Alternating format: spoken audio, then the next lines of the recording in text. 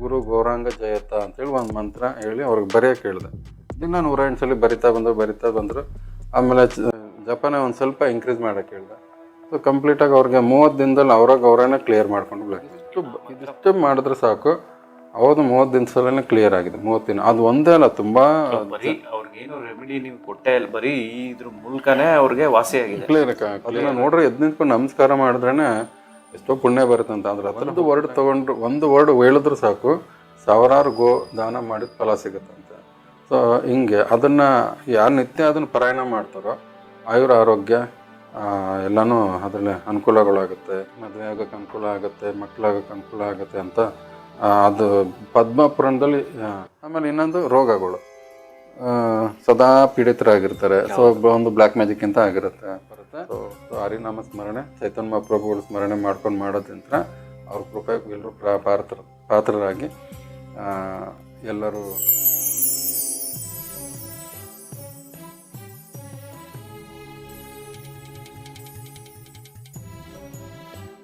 ಇವಾಗ ಹಿಂಗೆ. ಸೊ ಒಬ್ರು ಕಂಡ್ರೆ ಒಬ್ರಿಗೆ ಆಗೋದಿಲ್ಲ. ಸೊ ಇವಾಗಿನ ಜನ್ರೇಷನಲ್ಲಿ ಅದೇ ನಮ್ಮ ಶ್ರೀ ಸಂಪ್ರದಾಯ ಮತ್ತು ಇದು ರುದ್ರ ಸಂಪ್ರದಾಯ, ಈ ಕಡೆ ಬ್ರಹ್ಮ ಸಂಪ್ರದಾಯ ಅಂತ ಸಪ್ರೇಟ್ ಪಂಥಗಳು ಮಾಡ್ಕೊಂಡಿದ್ದಾರೆ. ಆದರೆ ಚೈತನ್ಯ ಮಹಾಪ್ರಭುಗಳು ಬಂದು ಏನು ಮಾಡಿದ್ರು, ಶ್ರೀ ಸಂಪ್ರದಾಯದಲ್ಲಿ ಬಂದು 2 ತತ್ವವನ್ನು ತೊಗೊಂಡ್ರು, ಸಿದ್ಧಾಂತನ. ಸೊ ರುದ್ರ ಸಂಪ್ರದಾಯದಲ್ಲಿ 2 ಸಿದ್ಧಾಂತ, ಬ್ರಹ್ಮ ಸಂಪ್ರದಾಯ 2 ಸಿದ್ಧಾಂತ. ಇದನ್ನು ಅಂಚಿತ್ಯ ಭೇದ ಅಂತ ಕರೆದ್ರು ಅವರು. ಅದನ್ನೇ ಸ್ಥಾಪನೆ ಮಾಡಿದ್ದು. ಅಂಚಿತ್ಯ ಭೇದ ತತ್ವ ಅಂತಂದರೆ ಇಲ್ಲಿ ದ್ವೈತ, ಅದ್ವೈತ, ವಿಶಿಷ್ಟ ಅದ್ವೈತ ಅಂತ ಏನಿದೆಯೋ ಅದರಲ್ಲೆಲ್ಲನೂ ಒಂದು ಅಂಶನ ತಗೊಂಡು ಭಾಗವತ್ ಪುರಾಣದಲ್ಲಿ ಮೆನ್ಷನ್ ಮಾಡಿರೋಂಥದ್ದು ಭಗವಂತನ ನಿರಾಕಾರನೂ ಹೌದು, ಪರಮಾತ್ಮನೂ ಹೌದು, ಮತ್ತು ಭಗವಂತನೂ ಹೌದು ಅಂತ 3 ಸೇರಿಸಿ ಹೇಳಿದೆ ಚೈತನ್ಯ ಇದರಲ್ಲಿ ಭಾಗವತ್ ಪುರಾಣದಲ್ಲಿ. ಸೊ ಅದೇ ಕಾನ್ಸೆಪ್ಟನ್ನು ಅದು ಸತ್ಯವಾಗಿರೋವಂಥದ್ದನ್ನು ಸೊ ಇಲ್ಲಿ ಸಪ್ರೇಟಾಗಿ ವರ್ಣಿಸೋದು. ವಿಶಿಷ್ಟ ಅದ್ವೈತದಲ್ಲಿ ಪರಮಾತ್ಮ ಜೀವನ ಮಾತ್ರ ವರ್ಣಿಸಿದ್ದು, ಭಗವಂತನ ಬಗ್ಗೆ ಹೇಳಿಲ್ಲ. ಸೊ ಈ ಕಡೆ ಇನ್ನು ಕೆಲವರು ಬರೀ ಜೀವ ಬಗ್ಗೆ ಮಹತ್ವ ಕೊಟ್ಟಿದ್ದಾರೆ. ಸೊ ಈ ಕಡೆ ಭಗವಂತನ ಬಗ್ಗೆ ಮಧ್ವಾಚಾರ್ಯ ಹೇಳಿದಾರಲ್ಲ. ಸೊ ಎಲ್ಲನೂ ಸೇರಿಸಿ ಅಂಚಿತ್ಯ ಭೇದ, ನಿರಾಕಾರನೂ ಹೌದು, ಪರಮಾತ್ಮನೂ ಹೌದು, ಭಗವಂತನೂ ಹೌದು ಅಂತೇಳಿ ಚೈತನ್ಯ ಮಹಾಪ್ರಭುಗಳು ಎಲ್ಲರೂ ಅದನ್ನು ಮಾರ್ಗದರ್ಶನ ಮಾಡಿದ್ರು. ಹಿಂಗೆ ಸೊ ಈ ಭಾಗವತ್ ಪುರಾಣದಲ್ಲಿ ಪ್ರತಿಯೊಂದಕ್ಕೂ ಉತ್ತರ ಇದೆ. ಸೊ ಧರ್ಮ ಅಂದರೆ ಏನು, ಜೀವ ಅಂದರೆ ಏನು, ಭಗವಂತ ಅಂದರೆ ಏನು, ಹೆಂಗೆ ಪ್ರಕೃತಿಗೆ ಇಂಥ ನಾವು ಹೊರಗೆ ಬಂದು ಹೆಂಗೆ ಮಾಯದಲ್ಲಿ ಸಿಕ್ಕಾಕೊಂಡಿದ್ದೀವಿ, ಸೊ ಇದರಿಂದ ಹೊರಗೆ ಬರೋ ಮಾರ್ಗ ಏನು, ಎಲ್ಲ ಕಂಪ್ಲೀಟ್ ಡೀಟೇಲ್ಸ್ ಇದೆ ಇದರಲ್ಲಿ. ಸೊ ನಾವು ಇದರ ಮಾಹಿತಿ ಪಡ್ಕೊಳ್ಳೇಬೇಕು. ಪ್ರತಿಯೊಬ್ಬರು ಭಾಗವತ್ ಪುರಾಣ ಓದಲೇಬೇಕು. ಸೊ ಇದನ್ನು ಮನೇಲಿಟ್ಟು ಸುಮ್ಮನೆ ಪೂಜೆ ಮಾಡಿ ಡೈಲಿ ಎದ್ದು ಅದನ್ನು ನೋಡ್ರೆ ಎದ್ದು ನಿಂತ್ಕೊಂಡು ನಮಸ್ಕಾರ ಮಾಡಿದ್ರೇ ಎಷ್ಟೋ ಪುಣ್ಯ ಬರುತ್ತಂತ. ಅದ್ರ ಹತ್ರ ಹೋಗ್ತಿದ್ದಂಗೆ ರಾಜಸೂಯ ಯಜ್ಞ ಮಾಡಿದ್ದು ಫಲ ಸಿಗುತ್ತಂತೆ. ಅದರಲ್ಲಿರೋದು ಒಂದೇ ಒಂದು ವರ್ಡ್ ತಗೊಂಡ್ರೂ ಕೂಡ ಕಪಿಲ ಗೋನ ದಾನ ಮಾಡಿದಷ್ಟು ಫಲ ಸಿಗುತ್ತೆ. ಒಂದು ವರ್ಡ್ ಹೇಳಿದ್ರು ಸಾಕು, 1000 ಗೋ ದಾನ ಮಾಡಿದ ಫಲ ಸಿಗುತ್ತಂತೆ. ಸೊ ಹಿಂಗೆ ಅದನ್ನು ಯಾರು ನಿತ್ಯ ಅದನ್ನು ಪಾರಾಯಣ ಮಾಡ್ತಾರೋ ಆರೋಗ್ಯ ಎಲ್ಲನೂ ಅದರಲ್ಲಿ ಅನುಕೂಲಗಳಾಗುತ್ತೆ, ಪಾಪಗಳು ಕ್ಷಯ ಆಗುತ್ತೆ. ಆಮೇಲೆ ಮಡಿದಿ ಮಕ್ಕಳು ಇಲ್ಲದೆ ಇರೋರ್ಗು ಮದುವೆ ಆಗೋಕ್ಕೆ ಅನುಕೂಲ ಆಗುತ್ತೆ, ಮಕ್ಕಳಾಗೋಕ್ಕೆ ಅನುಕೂಲ ಆಗುತ್ತೆ ಅಂತ ಅದು ಪದ್ಮಪುರಾಣದಲ್ಲಿ 7ನೇ ಕಾಂಡದಲ್ಲಿ ಸೊ ಒಂದು 28 ಶ್ಲೋಕ ಇದೆ ಅದರಲ್ಲಿ. ಅದು ಕಂಪ್ಲೀಟ್ ವಿವರಣೆ ಇದೆ. ನಾನು ಒಂದು ಲಿಂಕ್ ಕಳಿಸ್ತೇನೆ, ಅದನ್ನು ಓಪನ್ ಮಾಡಿ ನೋಡಿ. ಪದ್ಮಪುರಾಣದಲ್ಲಿ ಏನೇನು ಅದನ್ನು ಬೆನಿಫಿಟ್ ಇದೆ ಅನ್ನೋದು ಅದ್ರಲ್ಲಿ ಕಂಪ್ಲೀಟಾಗಿ ವಿತ್ ಶ್ಲೋಕ ಅದನ್ನು ಕಂಪ್ಲೀಟ್ ಡೀಟೇಲ್ಸ್ ಇದೆ. ಪ್ರಭುಪಾದ ಬರೆದಿರೋದು ಏನಂತಂದರೆ, ಬೇರೆ ಗ್ರಂಥಗಳಲ್ಲಿ ಬರೀ ಶ್ಲೋಕಗಳಿದೆ, ಇದರಲ್ಲಾದರೆ ವಿತ್ ಶ್ಲೋಕದ ಅರ್ಥ ಮತ್ತು ಶ್ಲೋಕದ ಕಂಪ್ಲೀಟಾಗಿ ಎಲ್ಲ ಒಂದೊಂದೊಂದು ಶ್ಲೋಕಕ್ಕೂ ಅರ್ಥಗಳು ಬರೆದಿದ್ದಾರೆ. ಸೊ ಅದರದ್ದು ಕಂಪ್ಲೀಟಾಗಿ ಶ್ಲೋಕನೂ ಇದೆ, ಅದರಲ್ಲಿ ಶ್ಲೋಕದ ಅರ್ಥನೂ ಇದೆ. ಆಮೇಲೆ ಅದ್ರ ವಿವರಣೆನೂ ಕೂಡ ಪ್ರಭುಪಾದರು ಊಹಾಪೋಹದಲ್ಲಿ ಬರೆದಿದ್ದಲ್ಲ, ಬೇರೆ ಗ್ರಂಥಗಳಲ್ಲಿ ಉಪನಿಷತ್ಗಳಲ್ಲಿ ಏನೇನಿದೆ ಅದನ್ನೆಲ್ಲ ಆಯ್ಕೆ ಮಾಡಿ ಅದನ್ನು ಸೆಲೆಕ್ಟಿವ್ ಆಗಿ ತಗೊಂಡು ಭಕ್ತಿ ಮಾರನ್ನು ಇನ್ನೂ ಚೆನ್ನಾಗಿ ಪ್ರೋತ್ಸಾಹಿಸಿದ್ದಾರೆ ಎಲ್ಲರಿಗೂ. ಸೊ ಇದನ್ನು ಒಂದೇ ಪೇಜ್ ಹೋದ್ರೂ ಕೂಡ ನಮ್ಗೆ ಎಷ್ಟೋ ನಾಲೆಜ್ ಸಿಕ್ಬಿಡುತ್ತೆ. ಸೊ ಕಂಪ್ಲೀಟಾಗಿ ಎಲ್ಲರೂ ಇದನ್ನು ಓದಿ. ಸೊ ಬೇರೆ ಗ್ರಂಥಗಳಲ್ಲಿ ಬರೀ ಶ್ಲೋಕ ಅಷ್ಟೇ ಹೋದ್ರೆ ಅರ್ಥ, ಸೊ ನಾವು ಶ್ಲೋಕ ಸಮೇತ ಅರ್ಥ ಮಾಡ್ಕೊಂಡು ಓದೋದ್ರಿಂದ ತುಂಬ ಪುಣ್ಯ ಅಂತ. ಸೊ ಹಂಗಾಗಿ ಇದನ್ನು ಎಲ್ಲರೂ ಓದಿ ಅನ್ನೋದು ನಂದು. ಇವಾಗ ಹರ್ ಘರ್ ಶ್ರೀಮದ್ ಭಾಗವತಂ ಪ್ರತಿಯೊಬ್ಬರ ಮನೆಗೂ ತಲುಪಬೇಕು ಅನ್ನೋದನ್ನೇ ಒಂದು ಕಾನ್ಸೆಪ್ಟ್. ಬೇರೆ ಒಂದೊಂದು ಎಷ್ಟೋ ಇಸ್ಕಾನ್ ಸಂಪ್ರದಾಯದಲ್ಲಿ ಕೆಲವರು ತುಂಬ ಜನ ಮಾಡ್ತಾಯಿದ್ದಾರೆ ಭಕ್ತರು. ಸೊ ನಾನು ಸಾಧ್ಯವಾದರೆ ಅವ್ರದ್ದೊಂದು ಫೋನ್ ನಂಬರು ಕೊಡ್ತೀನಿ. ಸೊ ನಿಮ್ಗೆ ಏನಾದ್ರು ತೊಗೋಬೇಕನ್ಸಿದ್ರೆ ಅವ್ರದ್ದು ಲಿಂಕ್ ನಾನು ಕಳಿಸ್ತೀನಿ. ಸೊ ಇದರಲ್ಲೇನು ಲಾಭ ಯಾರಿಗೂ ಸಿಗಲ್ಲ. ಇದು ಎಲ್ಲರೂ ತರಕಾರಿ ಮಾಡೋರಿಂತ ಹಿಡ್ಕೊಂಡು ಶ್ರೀಮಂತರವ್ರಿಗೂ ತಲುಪಬೇಕನ್ನೋದನ್ನೇ ಅವ್ರ ಉದ್ದೇಶ ಇರೋದು ಹೊರತು ಯಾರಿಗೂ ಇದ್ರಲ್ಲಿ ಲಾಭ ಇಲ್ಲ. ಸೊ ಇದು ಎಲ್ಲರಿಗೂ ಒಂದು ಅನುಕೂಲ ಸಿಗಲಿ ಅಂದ್ಬಿಟ್ಟು ತುಂಬ ಚೆನ್ನಾಗಿ ವಿವರಿಸಿದ್ದಾರೆ. ಸೊ ಅದನ್ನೆಲ್ಲರೂ ತೊಗೊಂಡು ಓದಿ ಎಲ್ಲರಿಗೂ ಅನುಕೂಲ ಆಗಲಿ, ಎಲ್ಲರಿಗೂ ಒಳ್ಳೆಯದಾಗಲಿ ಅನ್ನೋದೇ ನನ್ನ ನಿಸ್ವಾರ್ಥ ಬೇಡಿಕೆ. ಒಂದು ಒಳ್ಳೆ ವಿಚಾರನ ತಿಳಿಸ್ಕೊಟ್ಟಿದ್ದೀರಾ ಸರ್. ಈ ನಡುವೆ ನೋಡಬೇಕು ಅಂದರೆ ಈ ರೀತಿ ನಾವು ಬೇರೆ ಒಂದು ಎಂಟರ್ಟೈನ್ಮೆಂಟ್ ಕಡೆ ಹೋಗೋದಕ್ಕಿಂತ ಸೊ ಈ ರೀತಿಯಾಗಿ ನಮ್ಮ ಒಂದು ಪುರಾಣ ಪುಣ್ಯ ಕಥೆಗಳು, ಈ ಥರ ಒಂದು ಭಗವತ್ ಪುರಾಣ ಆಗಿರ್ಬೋದು, ಹರಿವಂಶ ಆಗಿರ್ಬೋದು, ಇನ್ನೂ ಎಷ್ಟೋ ಒಂದು ಪುಸ್ತಕ ಇದೆ. ಸೊ ಅದನ್ನೆಲ್ಲ ಆಸಕ್ತಿಯಿಂದ ಓದಿದ್ರೆ ಸೊ ಎಷ್ಟೋ ಒಂದು ವಿಚಾರ ಜ್ಞಾನ ಎಲ್ಲಾನು ಪಡ್ಕೊಳ್ಬಹುದು. ತುಂಬಾ ಇದೆ. ಭಕ್ತರ ಚರಿತ್ರೆಗಳು ಓದ್ತಾನೆ ನಮ್ಗೆ ಪ್ರೇರಣೆ ಸಿಗುತ್ತೆ, ನಮ್ಮಲ್ಲಿ ಭಕ್ತಿ ಉತ್ಪನ್ನ ಆಗುತ್ತೆ, ಜಾಗೃತವಾಗುತ್ತೆ. ಭಕ್ತರದ್ದು ಒಂದು ಕಣ ಧೂಳು ಕೂಡ ನಮ್ಗೆ ಸೋಕಿದ್ರೆ ಭಕ್ತಿ ಜಾಗೃತವಾಗುತ್ತೆ. ಅವ್ರ ವಾಕ್ಯಗಳು, ಅವ್ರ ಅನುಭವಗಳು ಕೇಳ್ತಾ ಇದ್ರೆ ಸೊ ಪ್ರತಿಯೊಬ್ಬರಿಗೂ ಅದು ಇವಾಗ ನೋಡಿ ಮೀರಾಬಾಯಿ, ಸಂತ ತುಕಾರಾಮರು, ಆಮೇಲೆ ಜ್ಞಾನೇಶ್ವರರು, ಮತ್ತು ತುಂಬ ಹೇಳ್ತವರ ರೂಪ ಗೋಸ್ವಾಮಿ, ಸನಾತ ಗೋಸ್ವಾಮಿಗಳ ಕತೆ, ಜೀವ ಗೋಸ್ವಾಮಿಗಳ್ದೆಲ್ಲ ಕತೆಗಳು ಕೇಳಿದ್ರೆ ಮೈಯೆಲ್ಲ ರೋಮಾಂಚನ ಆಗೋಗುತ್ತೆ ಸರ್. ಅಂತಂತ ಕಷ್ಟ ಬಿದ್ದಿರೋಂಥ ಜೀವಿಗಳು ಇವರೆಲ್ಲ. ಕಾಡಲ್ಲಿ ಇವತ್ತೊಂದು ಮರ ಅಂದರೆ ನಾಳೆ ಇನ್ನೊಂದು ಮರದಲ್ಲಿ ಇರೋಂಥ ಅಷ್ಟು ವೈರಾಗ್ಯ ಅವ್ರಿಗೆ. ಈ ಮರದಲ್ಲಿ ಆಸಕ್ತಿ ಬಂದ್ಬಿಡುತ್ತೆ ಅಂದ್ಬಿಟ್ಟು ಇನ್ನೊಂದು ಮರದಲ್ಲಿ. ಆಮೇಲೆ ಅವರೆಲ್ಲ ಬರೆದಿರೋ ಲಕ್ಷಾಂತರ ಶ್ಲೋಕಗಳಿದೆ ಸರ್. ನಮ್ದು ಇದು 18,000 ಶ್ಲೋಕ ಒಂದು ಭಾಗವತ್ ಪುರಾಣ. ಅದನ್ನ ಓದೋಕೆ ಕಷ್ಟ. ಅವರು ಆಗಿನ ಕಾಲದಲ್ಲಿ ಇವಾಗೇನು ಬುಕ್ಕುಗಳಿದೆ, ಅವಾಗ ತಾಳೆಗೆರೆಯಲ್ಲಿ ಬರೆಯೋರು. ತಾಳೆಗೆರೆದೆಲ್ಲ ಅದು ಇಂಕಲ್ಲಿ ಎದ್ದಿ ಮಾಡಿ ಒಣಗಿಸಿ ಇಟ್ಟು ಬರೆಯೋ ಅಂಥದ್ದು. ಇವಾಗ್ಲೂ ಕೃಷ್ಣದಾಸ್ ಕವಿರಾಜ್ ಗೋಸ್ವಾಮಿ ಬರೆದಿರೋ ಚೈತನ್ಯ ಚರಿತಾಮೃತ. ಸೊ ತುಂಬ ಜನ ಭಕ್ತರ ಬೇಡಿಕೆ. ಅವರು ಮಹಾ ವಿದ್ವಾಂಸರು ಮತ್ತು ವಯಸ್ಸಾಗಿತ್ತು, ಕಣ್ಣು ಕೂಡ ಸರಿಗೆ ಮಂಜಿತ್ತು. ಆ ಒಂದು ಇಳಿ ವಯಸ್ಸಲ್ಲಿ ಯಾವಾಗ ಸಾಯ್ತೀನೋ ಅನ್ನೋದು ಕೂಡ ಹೇಳಕ್ಕಲ್ಲ. ಅದು ಭಗವಂತನ ಅನುಗ್ರಹದಿಂದ ಮತ್ತು ಚೈತನ್ಯ ಮಹಾಪ್ರಭು, ನಿತ್ಯಾನಂದ ಮಹಾಪ್ರಭುಗಳೆಲ್ಲರ ಆಶೀರ್ವಾದದಿಂದ ಅದನ್ನು ಕಂಪ್ಲೀಟಾಗಿ ಸಕ್ಸಸ್ ಮಾಡಿದ್ರು. ಎಲ್ಲಿ ಸಾಯ್ತೀನಿ ಮಿಡ್ಲಲ್ಲೇ ಅಂತೇಳಿ ಮಿಡ್ಲ್ ಸಂಪನ್ನಿ ಸಮ್ಮರಿ ವಯಸ್ಸಲ್ಲಿ ಹೇಳ್ಕೊಂಡು ಬಂದರು. ಆಮೇಲೆ ಕಂಪ್ಲೀಟ್ ಮಾಡಿದ್ರು. ಪಾಪ ಅದೆಲ್ಲ ದೇವರ ಅನುಗ್ರಹದಿಂದ ಅವರೆಲ್ಲ ಕಂಪ್ಲೀಟ್ ಮಾಡಿ ನಮಗೆಲ್ಲ ಕೊಟ್ಟಿದ್ದಾರೆ. ಅದನ್ನೆಲ್ಲ ಸದುಪಯೋಗ ಎಲ್ಲರೂ ತಗೋಬೇಕು. ಭಗವದ್ಗೀತೆ, ಭಾಗವತ್ ಪುರಾಣ, ಚೈತನ್ಯ ಚರಿತಾಮೃತ ಇದು ಇಷ್ಟಿದ್ರೆ ಸಾಕು.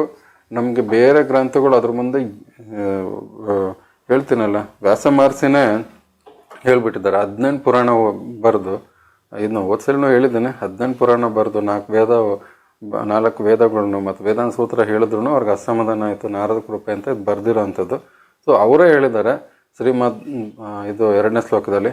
ಸೊ ಶ್ರೀಮದ್ ಭಗವತೆ ಮಹಾಮುನಿ ಕೃತೆ ಕಿಂವಾ ಪರೇರೀಶ್ವರಂ. ಈ ಒಂದು ಭಾಗವತ್ ಪುರಾಣ ಅದು ಸಾಕು, ಬೇರೆ ಗ್ರಂಥಗಳದ್ದು ಅಗತ್ಯ ಇಲ್ಲ ಅಂತ ಅವರೇ ಹೇಳಿಬಿಟ್ಟಿದ್ದಾರೆ. ಸೊ ಹಂಗಾಗಿ ಇದನ್ನು ಎಲ್ಲರೂ ಓದಲೇಬೇಕು. ಆಮೇಲೆ ಭಕ್ತರ ಚರಿತ್ರೆಗಳು ಎಷ್ಟು ಸಾಧ್ಯನೋ ಅಷ್ಟು ಚೈತನ್ಯ ಮಹಾಪ್ರಭುಗಳು ಇರೋ ಕಾಲದಲ್ಲಿರೋಂಥವು ಇಡೀ ಭಾರತದಲ್ಲಿ ಎಷ್ಟು ಜನದಿದೆ ಎಲ್ಲರದೂ ಬಗ್ಗೆ ತಿಳ್ಕೊಬೇಕು. ಮಧ್ವಾಚಾರ್ಯರ ಬಗ್ಗೆ ತಿಳ್ಕೊಬೇಕು, ರಮಣಾಚಾರ್ಯರ ಬಗ್ಗೆ ತಿಳ್ಕೊಬೇಕು. ಆಮೇಲೆ ಇದೆ ತುಂಬ ಜನದಿದ್ದಾರೆ ಸರ್. ತುಂಬ ದಾಸರು, ಪುರಂದರದಾಸರು, ವ್ಯಾಸರಾಜರು, ಕನಕದಾಸರು, ಎಷ್ಟು ಹೇಳಿದ್ರೂ ಸಾಲದು. ಒಬ್ರೊಬ್ರದ್ದು ಬಗ್ಗೆ ಹೇಳ್ತಾ ಹೋದ್ರೆ ಮುಗಿಯೋದೇ ಇಲ್ಲ ಕಥೆಗಳು. ದಯವಿಟ್ಟು ಎಲ್ಲರೂ ಭಕ್ತರ ಬಗ್ಗೆ ಚರಿತ್ರೆಗಳನ್ನ ಓದಿ ಭಕ್ತಿ ಮಾರ್ಗದಲ್ಲಿ ಇಳೀರಿ. ಆಮೇಲೆ ಭಗವಂತನ ಕಂಡ್ಕೊಳ್ಳಿ, ಭಗವಂತನ ಧಾಮಕ್ಕೆ ಸೇರ್ಕೊಳ್ಳಿ ಅನ್ನೋದನ್ನೇ ನಂದು ಒಂದು ಪ್ರತಿಯೊಬ್ಬರು ಮಹಾ ಆಚಾರ್ಯಗಳದ್ದು ಬಯಕೆ. ಒಳ್ಳೆ ವಿಚಾರ. ಅಂದ್ರೆ ಇವಾಗ ನೀವು ಈ ಹಿಂದಿನ ಸಂಚಿಕೆಯಲ್ಲಿ ಹೇಳ್ತಾ ಇದ್ರಿ, ನೀವು ಕೆಲವೊಂದು ಪರಿಹಾರ ಕೊಡ್ತೀನಿ ಅಂತ ನಮ್ಮ ವೀಕ್ಷಕರಿಗೆ. ಸೊ ಯಾವ ರೀತಿ ಒಂದು ಪರಿಹಾರಗಳನ್ನ ಸೂಚಿಸ್ತೀರಾ? ನೋಡಿ ಸರ್, ಇವಾಗ ಪ್ರತಿಯೊಬ್ಬರು ರೋಗಗ್ರಸ್ತರೆ. ಒಂದು ಸಂಸಾರದಲ್ಲಿ ಜಂಜಾಟದಲ್ಲಿ ಇರೋವಂಥ ಒಂದು ರೋಗ. ಸೊ ಅಲ್ಲಿ ಪ್ರತಿದಿನ ಅಲ್ಲಿ ನರ್ಕನೆ ಅವ್ರವ್ರ ಮನೇಲಿ ಜಗಳ, ಗಂಡ ಹೆಂಡತಿ ಆಗಲ್ಲ, ಮಕ್ಕಳಾಗಲ್ಲ, ಇದೊಂಥರ ಸಮಸ್ಯೆ ಇರುತ್ತೆ. ಆಮೇಲೆ ಇನ್ನೊಂದು ರೋಗಗಳು, ಸದಾ ಪೀಡಿತರಾಗಿರ್ತಾರೆ. ಸೊ ಒಂದು ಬ್ಲ್ಯಾಕ್ ಮ್ಯಾಜಿಕ್ ಅಂತ ಆಗಿರುತ್ತೆ. ಸೊ ಇನ್ನೊಂದು ಭೂತ ಪ್ರೇತ ಅಂತ ಆಗಿರುತ್ತೆ. ಇನ್ನು ಕೆಲವು ಕರ್ಮದಿಂದನೂ ಆಗಿರುತ್ತೆ. ಸೊ ನಾನು ಒಂದು ಪರಿಹಾರ ಇಲ್ಲಿ ಹೇಳಿದ್ರು ಕೂಡ ಸೊ ಎಷ್ಟು ನಾನು ಹೇಳಿದ್ದನ್ನು ತುಂಬ ಜನ ನಡ್ಕೊಳ್ಳಲ್ಲ. ಸೊ ನಡ್ಕೊಳ್ಳಿಲ್ಲ ಅಂದಿದ್ದಕ್ಕೆ ತಿರ್ಗಾನು ಅದಕ್ಕೆ ನಾನು ಮತ್ತೆ ಬೇರೆ ಪರಿಹಾರನೂ ಮಾಡಬೇಕಾಗ್ತದೆ. ಸೊ ಇಲ್ಲಿ ನಾನು ಪರಿಹಾರ ಹೇಳ್ಬಿಡ್ತೀನಿ, ಅದಾಗಲಿಲ್ಲ ಅಂದ್ರೆ ಅಯ್ಯೋ ಏನೋ ಹೇಳ್ದ, ಅದಾಗಲಿಲ್ಲ, ಹಂಗಾಗೋಗುತ್ತೆ. ಅದಕ್ಕೆ ನಾನು ಎಲ್ರಿಗೂ ಹೇಳೋದು ಒಂದೇ ಪರಿಹಾರ ಹೇಳ್ತೀನಿ, ಖಂಡಿತ ಇದು ಫಾಲೋ ಮಾಡಿ. ಸೊ ನಾನು ಉಡುಪಿಲಿ ಅವರೇ. ಸೊ ಅವ್ರು ಎಂಥ ಮಹಾನ್ ಭಕ್ತರು ಅಂತಂದರೆ, ನಾನು ಅವ್ರ ಹೆಸರೆಲ್ಲ ಹೇಳಕ್ಕೆ ಹೋಗಲ್ಲ, ಯಾಕಂದರೆ ಅವರು ಪಾಪ ಸೇವೆ ಮಾಡ್ತಿರೋರು. ಏನು ಹೇಳ್ತೀನಿ, ಅವ್ರ ಭಕ್ತರು ಎಷ್ಟು ಸೇವೆ ಮಾಡ್ತಾರೆ ಅಂತಂದರೆ, ಭಾಗವತ್ ಪುರಾಣನ ಹಂಚಕ್ಕೆ ಇವಾಗಲೂ 50 ಸೆಟ್ ಭಾಗವತ್ ಪುರಾಣ ಮಾರಿದ್ದಾರೆ. ಅರ್ಗರ್ ಭಾಗವತಮ್ ಅಂತೆಲ್ಲ ಹಂಚಕ್ಕೆ ಅವ್ರಿಗೆ ಉಚಿತವಾಗಿ ಹಂಚ್ತಾ ಇದ್ದಾರೆ. ಪ್ರತಿಯೊಬ್ಬರು ಅವ್ರಿಗೆ ಯಾರೋ ಒಬ್ಬರು ಒಂದು ಹೆಂಗ್ಸು ಸರ್, ಅದು ಅವರು ಪ್ರಚಾರ ಮಾಡಕ್ಕೆ ಸ್ಟಾರ್ಟ್ ಮಾಡಿ, ಅವ್ರ ಸಂಕಲ್ಪ ತೊಗೊಂಡು ಮಾಡೋಕ್ಕೆ ಸ್ಟಾರ್ಟ್ ಮಾಡಿದ್ದು ಸಾಲಗಳು ಕೊಟ್ಟು ಮಾಡ್ತಾ ಇದ್ದಾರಂತೆ ನೋಡಿ. ಸಾಲಗಳು ಕೊಟ್ಟು ಅವರು ಯಾರು ತರಕಾರಿ ಮಾಡೋರು ಅಂತ ಹೇಳಿದ್ರು ಪ್ರತಿಯೊಬ್ಬರಿಗೂ ಅವ್ರು ಹಂಚ್ತಾ ಇದ್ದಾರೆ. ಸೊ ಆ ಒಂದು ಭಗವತ್ ಪುರಾಣ ನಾನು ಹೇಳ್ದಂಗೆ ಎಲ್ಲದಕ್ಕೂ ಸಮಸ್ಯೆ ಅಲ್ಲೇ ಇದೆ. ಅದನ್ನ ಓದೋದಿಂತಲೇ ನಮ್ಮ ಸಮಸ್ಯೆ ಇದು ಅರ್ಧೋಗುತ್ತೆ. ಅವ್ರಿಗೆ ಅವ್ರು ನನ್ನ ಸಂಪರ್ಕದಲ್ಲಿದ್ದರು, ಅವ್ರಿಗೆ ಬ್ಲ್ಯಾಕ್ ಮ್ಯಾಜಿಕ್ ಆಗಿತ್ತು. ಸೊ ಭಾಗವತ್ ಪುರಾಣ ಓದ್ತಾ ಇದ್ರು, ಹರೇ ಕೃಷ್ಣ ಜಪ ಮಾಡ್ತಾಯಿದ್ರು. ಆಮೇಲೆ ಅದು ಏನೋ ಕಂಪಲ್ಸರಿ ಇರಲಿಲ್ಲ, ಒಂದು ದಿವಸ ಬಿಟ್ಟು ಒಂದು ದಿವಸ ಮಾಡ್ತಿರೋ ಅಥವಾ ಏನೋ ಒಂದು ಪ್ರೊಸೆಸಲ್ಲಿ ನಡೀತಾ ಇತ್ತು. ನಾನು ಒಂದೇ ಆ್ಯಡ್ ಮಾಡಿದೆ. ಸೊ ಚೈತನ್ಯ ಮಹಾಪ್ರಭುಗಳ ಕೃಪೆ ಸಿಗಲಿ ಅವ್ರಿಗೆ ಅಂತೇಳಿ ನಾನು ಶ್ರೀ ಗುರು ಗೌರಾಂಗ ಜಯತ ಅಂತೇಳಿ ಒಂದು ಮಂತ್ರ ಹೇಳಿ ಅವ್ರಿಗೆ ಬರೆಯೋಕೆ ಹೇಳಿದೆ. ದಿನ 108 ಸಲ ಬರಿತಾ ಬಂದರು. ಆಮೇಲೆ ಜಪಾನ ಒಂದು ಸ್ವಲ್ಪ ಇನ್ಕ್ರೀಸ್ ಮಾಡೋಕ್ಕೆ ಹೇಳಿದೆ. ಸೊ ಕಂಪ್ಲೀಟಾಗಿ ಅವ್ರಿಗೆ 30 ದಿನದಲ್ಲಿ ಅವರೇ ಕ್ಲಿಯರ್ ಮಾಡ್ಕೊಂಡು ಬ್ಲ್ಯಾಕ್ ಮ್ಯಾಜಿಕ್ ಆ ಮಂತ್ರ ಮತ್ತೆ ಹೇಳ್ಬೋದು, ಮಾಡ್ಬೋದು. ಶ್ರೀ ಗುರು ಗೌರಾಂಗ ಜಯತ. ಇದನ್ನ ಗೌರ ಅಂಗ ಅಂತಂದ್ರೆ ಚೈತನ್ಯ ಮಹಾಪ್ರಭುಗಳದ್ದು ಬಣ್ಣ ಮೈಬಣ್ಣ ಗೌರ ಅಂತಂದ್ರೆ ಚಿನ್ನದ ಮೈಬಣ್ಣ, ಗೌರ ಅಂಗ ಅಂದ್ರೆ ಶರೀರ. ಸೊ ಗೌರ ಅಂಗ. ಇನ್ನೊಂದು ಹೇಳ್ತೀನಿ, ಅವರು ರಾಧಾ ಮತ್ತೆ ಕೃಷ್ಣ ಒಂದಾಗಿರೋದಕ್ಕೆ 2 ಹೆಸರು ತಗೊಂಡ್ರು. ಗೋವಿಂದನ ಮೊದಲನೇ ಅಕ್ಷರ ಗೋ, ರಾಧಾದು ಮೊದಲನೇ ಅಕ್ಷರ ರಾ, 2 ಕೂಡ್ಸರ ಗೌರ. ಈ ಗೌರ ಅಂಗ ಅಂದ್ರೆ ಇಬ್ರು ಒಂದೇ ಶರೀರದಲ್ಲಿ ಇದ್ದಾರೆ ಅಂತ ಇಲ್ಲೂ ಒಂದು ಆಯ್ತು ನೋಡಿ. ಅರ್ಥ ಆಯ್ತಾ ನಾನು ಹೇಳಿದೆ? ಗೋವಿಂದದಲ್ಲಿ ಮೊದಲನೇ ಅಕ್ಷರ, ರಾಧಾದ ಮೊದಲನೇ ಅಕ್ಷರ ಸೇರ್ಸಿರ ಗೌರ. ಸೊ ಇಬ್ರು ಒಂದೇ ಶರೀರದಲ್ಲಿ ಸೇರ್ಕೊಂಡು ಅವತಾರ ಮಾಡೋದು, ಇದೇ ಗೌರ ಅಂಗ ಅಂತೇಳಿ. ಸೊ ಅವ್ರ ಹೆಸರೇನೆ ಇಲ್ಲಿ ಶ್ರೀ ಗುರು. ಎಲ್ಲ ಪಂಡಿತರು. ಸೊ ಆಗಿನ ಕಾಲದಲ್ಲಿ ಅವರು ವಾದ ವಿವಾದದಲ್ಲಿ ಸೋಲಿಸಿರೋಂಥ 11 ವರ್ಷಕ್ಕೆ ಅವರು ಮಹಾನ್ ಪಂಡಿತರು, ಅಂಥ ವಿದ್ವಾಂಸರು. ಅವರು ಟೀಚರ್ ಆಗಿದ್ರಂತೆ ಸಂಸ್ಕೃತ ಇದರಲ್ಲಿ ಅವಾಗಲೇ 11 ವರ್ಷಕ್ಕೆ. ಸೊ ಅಂಥ ವಿದ್ವಾಂಸರು ಭಕ್ತಿ ಪ್ರಚಾರ ಮಾಡೋಕ್ಕೆಲ್ಲ ಬಂದರು. ಸೊ ಅವ್ರ ಅನುಗ್ರಹ ಪಡೆದ್ರೇ ನಾವು ಈ ಒಂದು ಹರಿನಾಮ ಸ್ಮರಣದಲ್ಲಿ ಎಂಟ್ರಿ ಆಗೋಕ್ಕೆ ಅವಕಾಶ ಆಗುತ್ತೆ. ಸೊ ಅವ್ರನ್ನ ಸ್ಮರಣೆ, ಅವ್ರ ಕೃಪೆಗೆ ಪಾತ್ರ ಆದ್ರೇ ನಾವು ಈ ಒಂದು ಹರೇ ಕೃಷ್ಣ ಮಂತ್ರ ಫಲಿಸುತ್ತೆ ಅನ್ನೋದಕ್ಕೆ ಇದೆ ಮಂತ್ರ. ಅದು ಇವಾಗ ಪಠಿಸ್ತಾ ಇದ್ರಿ ಅಂತ ಹೇಳಿದ್ರೆ ಯಾರಿಗೋ ಬ್ಲ್ಯಾಕ್ ಮ್ಯಾಜಿಕ್ ಆಗಿತ್ತು ಅಂತ. ಸೊ ಆಮೇಲೆ ಅವ್ರಿಗೆ ಗುರುಗಳು ಅನುಗ್ರಹನೂ ಆಯ್ತು. ಹಂಗಾಗಿ ಅವರು ಹರೇ ಕೃಷ್ಣ ಮಂತ್ರ ಜಪ ಮಾಡ್ತಾ ಅದ್ರ ಜೊತೆಗೆ ಗುರು ಮಂತ್ರದ ಜೊತೆಗೆ ಹರೇ ಕೃಷ್ಣ ಮಂತ್ರ ನೀವು. ನಾನು ಅವ್ರದ್ದೇ ನಂಬರ್ ಕೊಡ್ತೀನಿ. ಅವ್ರಿಂದ ನೀವು ಭಗವತ್ತಮ್ ಅಂದ್ರೆ ಇದೇನು ನಮ್ಗೆ ಅವ್ರಿಗಾಗ್ಲಿ ನಮ್ಗಾಗ್ಲಿ ಇದ್ರಲ್ಲಿ ಏನೂ ಸಿಗಲ್ಲ, 1 ರೂಪಾಯಿನೂ ಸಿಗಲ್ಲ. ಸೊ ಆದ್ರೆ ಅವರು ಯಾರು ಸ್ಟಾರ್ಟ್ ಮಾಡಿದ್ರಲ್ಲ ಅವ್ರಿಗೆ ಹೆಲ್ಪ್ ಮಾಡ್ತಾರೆ. ಅವರು ಎಲ್ಲಾರ್ಗು ತಲುಪಿಸ್ತಾ ಇದ್ದಾರೆ. ಸೊ ಹೆಂಗ್ ತಲುಪಿಸ್ತಾರೆ ಏನೋ, ಇದು ಮೋಸ್ಟ್ಲಿ ಎಲ್ಲ ಕಡೆನೂ ಇದೆ ಅನ್ಸುತ್ತೆ. ಸೊ ಅವ್ರು ಒಬ್ರು ಯಾರೋ ಒಂದು ಹೆಂಗ್ಸ್ ಸ್ಟಾರ್ಟ್ ಮಾಡಿದ್ದು, ಅವ್ರ ಮುಖಾಂತರ ಇವ್ರು ನನಗೆ ಪರಿಚಯ ಆಗಿದ್ದಾರೆ. ಸೊ ನಾನು ಅವ್ರ ನಂಬರನ್ನು ಶೇರ್ ಮಾಡಿರ್ತೀನಿ, ಯಾರ್ಯಾರು ಬೇಕೋ ಅವ್ರನ್ನ ತಗೊಳ್ಬೋದು. ಭಾಗವತ್ ಪುರಾಣ ನಾನು ಹೇಳ್ತೀನಿ. ಫಸ್ಟ್ ಏನು ಮಾಡಿ 108 ಸಲ ಬರೀಬೇಕು ಎಲ್ಲರೂ, ಶ್ರೀ ಗುರು ಗೌರಾಂಗ ಜಯತ ಅಂತ. ಸಾಧ್ಯವಾದ್ರೆ ಹರೇ ಕೃಷ್ಣ ಮಂತ್ರನೂ 108 ಸಲ ಬರೀರಿ. ಆಮೇಲೆ ಈ 108 ಸಲ ಬರೋಕ್ಕಿಂತ ಮುಂಚೆ ಶ್ರೀಕೃಷ್ಣ ಚೈತನ್ಯ, ಪ್ರಭು ನಿತ್ಯಾನಂದ, ಶ್ರೀ ಅದ್ವೈತ, ಗದಾಧಾರ, ಶ್ರೀವಾಸಾದಿ, ಗೌರಭಕ್ತ ವೃಂದ, ಇದಿಷ್ಟು ಮಾಡಿದ್ರೆ ಸಾಕು. ಅವತ್ತು 30 ದಿನಸಲೇ ಕ್ಲಿಯರ್ ಆಗಿದೆ. 30 ದಿನ ಅದು ಒಂದೇ ಅಲ್ಲ, ತುಂಬಾ ಅವ್ರಿಗೇನು ರೆಮಿಡಿ ನೀವು ಕೊಟ್ಟೇ ಇಲ್ಲ, ಬರೀ ಇದ್ರ ಮೂಲಕನೇ ಅವ್ರಿಗೆ ವಾಸಿ ಆಗಿದೆ. ಕ್ಲಿಯರ್ ಆಗಿದೆ, ಕಂಪ್ಲೀಟ್ ಆಗಿ ಕ್ಲಿಯರ್ ಆಯ್ತು. ನಾನು ಚೆಕ್ ಮಾಡಿದೆ, ಆಮೇಲೆ ಅವ್ರದ್ದೆಲ್ಲ ಆಯ್ತು. ಮತ್ತೆ ಇವಾಗೂ ಚೆನ್ನಾಗಿದ್ದೀನಿ ಅಂತ ಹೇಳಿದ್ರು. ಹಂಗಾಗಿ ಸೊ ಇನ್ನೊಂದೇನಂತಂದ್ರೆ ನಾವು ಯಾವಾಗ್ಲೂ ಏನು ಬಯಕೆ ಇರಬಾರ್ದು. ಬಯಕೆ ಇದ್ದು ಮಾಡಿದಾಗ್ಲೇ ಅಲ್ಲಿ ಪಾಪ. ಯಾಕಂದ್ರೆ ನಮ್ಮ ಬಯಕೆನೇ ಒಂದು ಪಾಪ. ಆ ಪಾಪದಿಂದ ಹೊರಗೆ ಬರ್ಬೇಕಂತ ನಾವು ಈ ಚೈತನ್ಯ ಮಹಾಪ್ರಭುಗಳಿಗೆ ಅನುಗ್ರಹ ತಗೊಂಡು ಹರೇ ಕೃಷ್ಣ ಮಂತ್ರ ಹೇಳಿ ನಾವು ಒಂದು ಹರಿನಾಮದ ಸ್ಮರಣೆ ಅಂತ ನಮ್ಮ ಪ್ರೀತಿ ಹೃದಯದಲ್ಲಿ, ಪ್ರತಿಯೊಬ್ಬರು ಹೃದಯದಲ್ಲಿ ಕೃಷ್ಣ ಪ್ರೇಮ ಅಡಕವಾಗಿರುತ್ತೆ. ಅದನ್ನು ಜಾಗೃತಪಡಿಸ್ಬೇಕು. ಅದನ್ನು ಜಾಗೃತಪಡಿಸ್ಕೊಂಡೇ ನಾವು ಭಗವಂತನ ಪಡಿಬೇಕು ಅನ್ನೋದನ್ನು ಇದು ಪದೇ ಎಲ್ಲರೂ ಹೇಳುವಂಥ ಆಚಾರ್ಯಗಳು ಮತ್ತು ಎಷ್ಟೋ ಪಂಡಿತರು ಹೇಳಿದಲ್ಲ, ರೂಪ ಗೋಸ್ವಾಮಿ, ಸನಾತನ ಗೋಸ್ವಾಮಿ, ಜೀವ ಗೋಸ್ವಾಮಿ ಇವರೆಲ್ಲ ಹೇಳ್ತಿರೋದಿದ್ದನ್ನೇ ಹರಿನಾಮ ಸ್ಮರಣೆ ಮಾಡಿ ಹರಿನ ಪ್ರೀತಿಸಿ ಮತ್ತೆ ಒಂದು ಧಾಮಕ್ಕೆ ಹೋಗಿ ಅನ್ನೋದನ್ನೇ ಇದರ ಮೇನ್ ಮೆಸೇಜ್. ಅದೇ ಥರನೇ ರಾಯರು ಕೂಡ ಅಷ್ಟೇ. ಪ್ರಹ್ಲಾದ್ ಮಹಾರಾಜನ ಅವತಾರ ಅವರು. ಪ್ರಹ್ಲಾದ್ ಮಹಾರಾಜಂಗೆ ಮುಕ್ತಿ ಕೊಡಕ್ಕೆ ಹೋದಾಗ ಪ್ರಹ್ಲಾದ್ ಮಹಾರಾಜ ಹೇಳಿದಂತೆ, ನನಗೆ ಈಗಲೇ ನಾನು ಬರಲ್ಲ, ಇಲ್ಲಿ ಇರೋರ್ನೆಲ್ಲ ನಾನು ಕರ್ಕೊಂಬರ್ತೀನಿ, ಅಲ್ಲಿವರೆಗೂ ನಾನು ಬರಲ್ಲ ಅಂಥೇಳಿ ಅವನು ಮೋಕ್ಷಕ್ಕೆ ಹೋಗಲಿಲ್ಲ. ತಿರ್ಗಾ ಹುಡ್ತಾ ಇದ್ದಾನೆ. ಆವಾಗ ವ್ಯಾಸರಾಜರಾಗಿ ಬಂದರು. ಆಮೇಲೆ ಈ ಚೈತನ್ಯ ಮಹಾಪ್ರಭುಗಳ ಜೊತೆ ಹರಿದಾಸ್ ಅಂತ ಕೂಡ ಅವತಾರ ಮಾಡಿದ್ರು ಅವರು, ಆ ರಾಯರು. ಈಗ ವೃಂದಾವನದಲ್ಲಿ ಇದ್ದಾರೆ ಅವರು, ಆ ರಾಯರು ಇನ್ನೂ ಜೀವಂತವಾಗಿ ಅಲ್ಲಿ ಇದ್ದಾರೆ ಅವರು ರಾಯರು. ಅವ್ರು ಏನಕ್ಕೆ ಇದ್ದಾರೆ ಅಂತಂದರೆ ಎಲ್ಲರಿಗೂ ಅನುಗ್ರಹ ಮಾಡಿ ಎಲ್ಲರೂ ಹರಿನ ಇದು ಭಕ್ತಿ ಬರಲಿ ಅನ್ನೋ ಒಂದು ಕಾರಣಕ್ಕೆ ಆಸೆ ಆಕಾಂಕ್ಷೆಗಳನ್ನ ಈಡೇರಿಸ್ತಾ ಇದ್ದಾರೆ. ಏನಕ್ಕಾಗಿ? ಹರಿನಾಮ ಜಪನ ಅವ್ರು ಮಾಡಲಿ, ಮತ್ತು ದೇವ್ರ ಮೇಲೆ ನಂಬಿಕೆ ಬರಲಿ, ಮತ್ತು ಹರಿಧಾಮಕ್ಕೆ ಹೋಗಲಿ ಅನ್ನೋದನ್ನೇ ಅವರು ಒಂದು ಇಚ್ಛೆ. ಸೊ ಅವ್ರು ಏನಕ್ಕೆ ಜಪ ಮಾಡ್ತಿದ್ದಾರೆ? ಅವ್ರಿಗೆ ಜಪ ಮಾಡೋ ಅವಶ್ಯಕತೆ ಇಲ್ಲ. ಒಂದ್ಸಲ ಹರಿ ಅಂತಂದ್ರೆ ಮುಗಿತಾ ಕರ್ಕೊಂಡು ಹೋಗಕ್ಕೆ ರೆಡಿ. ಅವ್ರ ಜಪ ಏನಕ್ಕೆ ಮಾಡ್ತಿದ್ದಾರೆ ಅವರು ಅಂತಂದ್ರೆ ನಮ್ಮೆಲ್ಲರ ಸಲುವಾಗಿ ಅವ್ರು ಪುಣ್ಯ ಮಾಡಿ, ಅವ್ರ ಪುಣ್ಯ ಸಂಪಾದನೆ ಮಾಡಿ, ನಮಗೆ ಅನುಗ್ರಹ ಮಾಡಿ, ನಮ್ಮ ಆಸೆ ಆಕಾಂಕ್ಷೆಗಳನ್ನ ಅವರು ಈಡೇರಿಸ್ತಾ ಇದ್ದಾರೆ. ಇದಕ್ಕಾಗಿ ಅವ್ರು ನಿತ್ಯ ಈಗಲೂ ಕೂಡ ಜಪ ಮಾಡ್ತಾ ಇದ್ದಾರೆ ಸರ್. ನಮಗೆ ಸಲುವಾಗಿ ಅವ್ರು ಜಪ ಮಾಡ್ತಾ ಇದ್ದಾರೆ.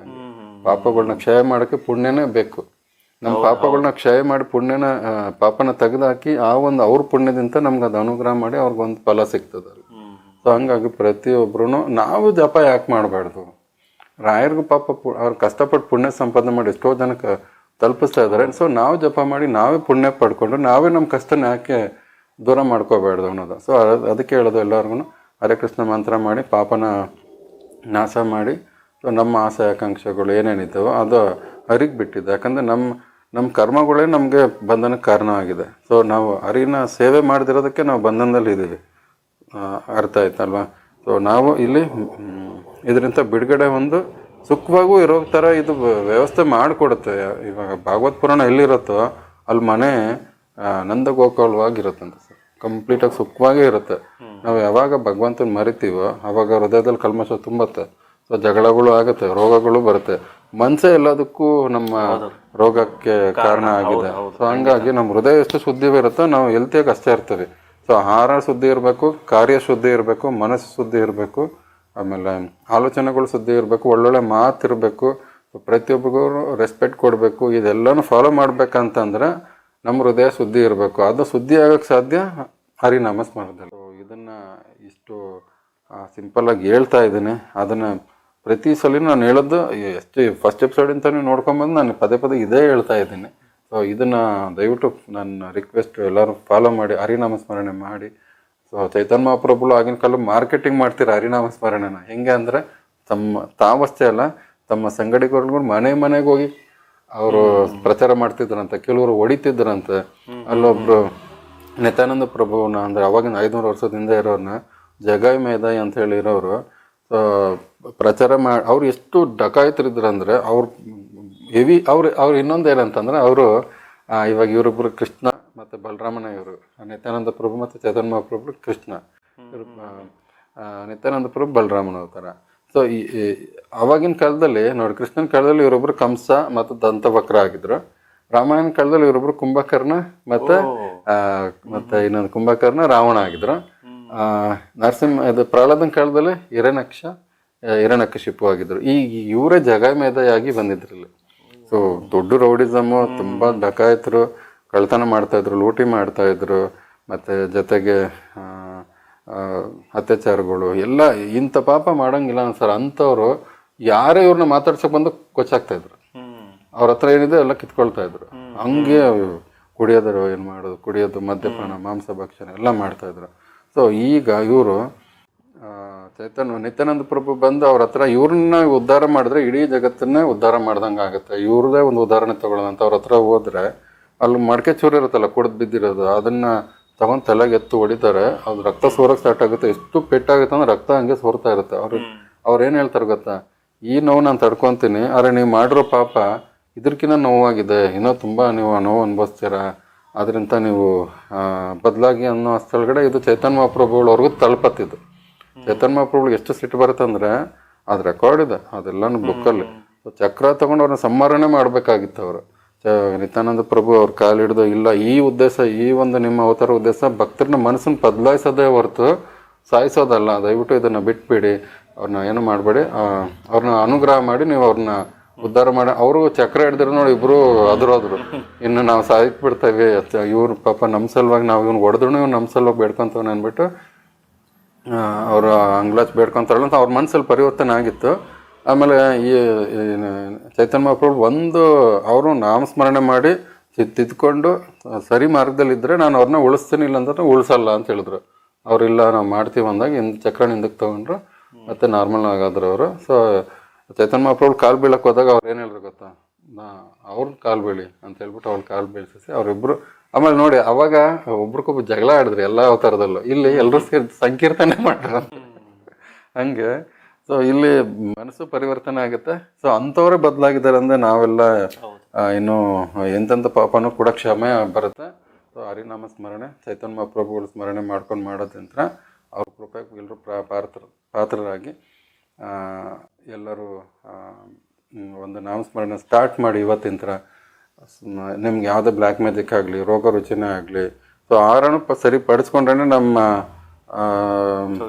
ಎಲ್ಲದ್ರ ಜೊತೆಗೆ ಅದು ಕೂಡ ಸೇರಿಸ್ಕೊಳ್ಳೇಬೇಕಾಗತ್ತೆ ಸರ್. ಎಲ್ಲಾನು ಬೇಕಾಗುತ್ತೆ. ಯಾಕಂದರೆ ಇವಾಗ ನಾವು ತಿಂತಾರೋ ಆಹಾರನೇ ನಾನ್ ವೆಜ್ ಎಲ್ಲ ಎಷ್ಟು ಕೆಮಿಕಲ್ ಇದೆ ಅಂತಂದ್ರೆ